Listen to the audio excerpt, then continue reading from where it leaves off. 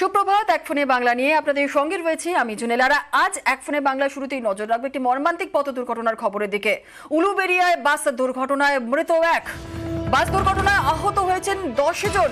উলুবেড়িয়ায় বাস দুর্ঘটনায় মৃত এক, বাস দুর্ঘটনায় আহত হয়েছেন 10 জন। উলুবেড়িয়ার 16 নম্বর জাতীয় সড়কের বীরশিবপুরের ঘটনা। আমাদের প্রতিনিধি এই সন্তু আমাদের সঙ্গে রয়েছে। সন্তুর কাছ থেকে আরো একটু বিস্তারিত জেনে নেব। সন্তু, কিভাবে এই দুর্ঘটনা ঘটলো? বাসটি কোন দিক থেকে কোন দিকে আসছিল?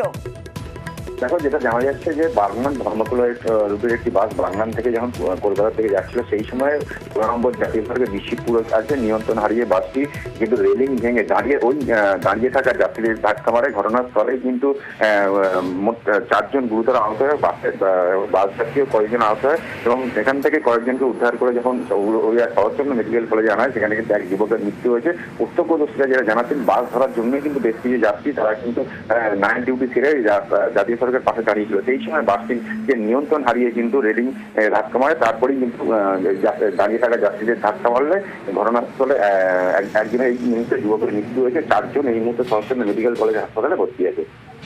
সন্তু, যে ব্যক্তি মারা গিয়েছেন তার পরিচয় জানা গিয়েছে? দেখো, পুলিশ সূত্রে যেটা খবর, তার বাড়ি রাজাপুর থানার খলিশানি এলাকায়। তার নাম হচ্ছে আমির আলী জমাদার। তিনি কিন্তু একটি বেসরকারি সংস্থায় কাজ করছেন এবং নাইট ডিউটি সেরে বাড়ি যাওয়ার জন্য বাস ধরার জন্যই দাঁড়িয়েছিলেন। সেই সময় কিন্তু তাকে বাসটি ধাক্কা মারে এবং তাকে গুরুতর আহত অবস্থায় উলুবেড়িয়া শরৎচন্দ্র মেডিকেল কলেজে নিয়ে আসা হলে তারপর সেখানে তার মৃত্যু হয়েছে।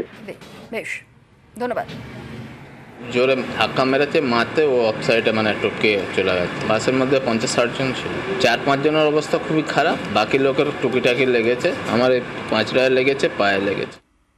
বাস ধরার জন্য দাঁড়িয়েছিল, বাসটা ব্রেক ফেল হয়তো করে বা করে ওদের 4 জনকে পুরো রেলিং ছিল, রেলিংয়েতে চাপা দিয়ে দিয়েছে। 4 জনের মধ্যে বাকি 3 জন স্টিচ ফিস্টিচ করে ঠিক আছে, কিন্তু ওটা ক্রিটিক্যাল আছে অবস্থাটা।